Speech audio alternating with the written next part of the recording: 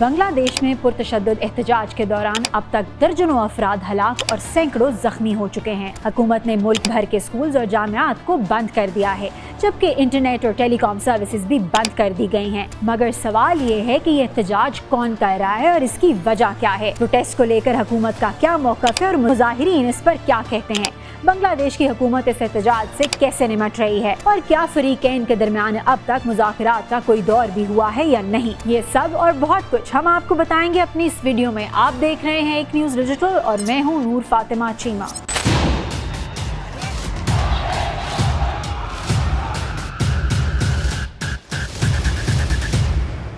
بنیادی سوال کے جواب سے ڈسکشن کا آغاز کرتے ہوئے آپ کو بتاتے ہیں کہ بنگلہ دیش میں جاری احتجاج کے شرکا عمومی طور پر یونیورسٹی اسٹوڈنٹس ہیں جو سرکاری نوکریوں میں کوٹا سسٹم ختم کرنے کا مطالبہ کر رہے ہیں۔ ملک میں رائج نظام کے تحت گورنمنٹ جابز کا ایک بڑا حصہ 1971 کے بنگلہ دیشی ہیروز کے اہل خانہ کے لیے مختص ہے، جبکہ خواتین، اقلیتوں اور معذور افراد کے لیے الگ سے کوٹا رکھا گیا ہے۔ احتجاجی طلباء کے مطابق نوکریوں کی تقسیم کا یہ نظام متحاسبانہ ہے۔ گورنمنٹ جابز صرف میرٹ کی بنیاد پر ہی ملنی چاہیے، مگر یہ معاملہ بظاہر اتنا سنگین تو نہیں ہے کہ حکومت اور مظاہرین مارا ماری پر اتر آئے ہیں۔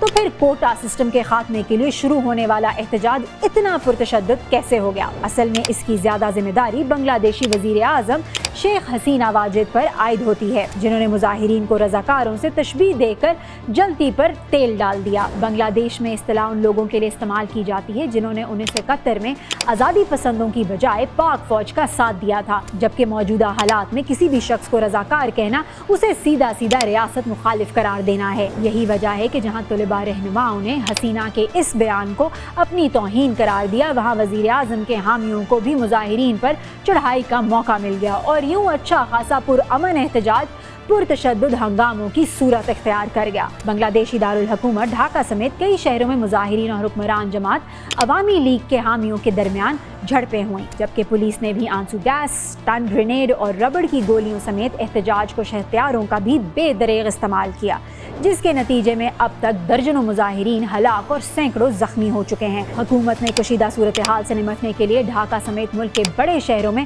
پیراملٹری فورس تعینات کر دی ہے، جبکہ عوامی اجتماعات پر پابندی عائد کرتے ہوئے ٹیلی کام اور انٹرنیٹ سروسز بھی بند کر دی گئی ہیں۔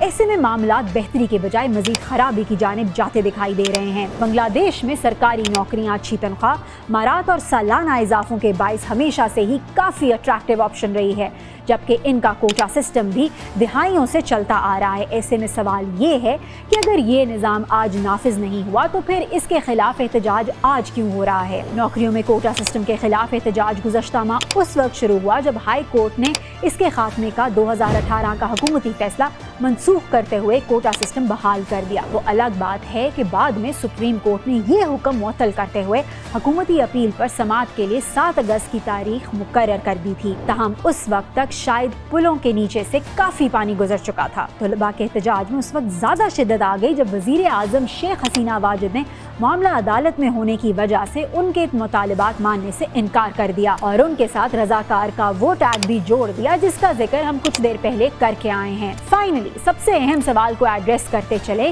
کہ آخر کوٹا سسٹم سے متعلق اسٹوڈنٹس کے خدشات کیا ہیں اور انہیں 2018 میں خود اپنے ہاتھوں سے یہ نظام ختم کرنے والی حکومت کے موقف پر یقین کیوں نہیں ہے؟ ناقدین اور مظاہرین کا ماننا ہے کہ سرکاری نوکریوں میں فریڈم فائٹرز کے خاندانوں کے لیے 30% کوٹا دراصل حسینہ واجد کی عوامی لیگ کو سوٹ کرتا ہے، کیونکہ اس نے ہی 1971 میں پاکستان سے آزادی کی جنگ کو لیڈ کیا تھا اور آج تک اسی چیز کو کیش کر رہی ہے۔ پھر 2018 میں عوامی لیگ کی حکومت نے خود سے تو کوٹا سسٹم ختم نہیں کیا تھا، تب بھی عوامی احتجاج نے ہی وزیر اعظم حسینہ واجد کو یہ کام کرنے پر مجبور کیا تھا۔ دوسری جانب کچھ ماہرین پرائیویٹ سیکٹر میں نئی نوکریاں پیدا نہ ہونے کو بھی عوامی جذبات میں شدت کی وجہ قرار دے رہے ہیں، اور وہ اس طرح کہ 17 کروڑ آبادی کے حامل ملک میں 3 کروڑ 20 لاکھ سے زائد نوجوان بے روزگار بیٹھے ہیں۔ پرائیویٹ نوکریاں ہیں نہیں اور کوٹوں کی وجہ سے سرکاری ملتی نہیں۔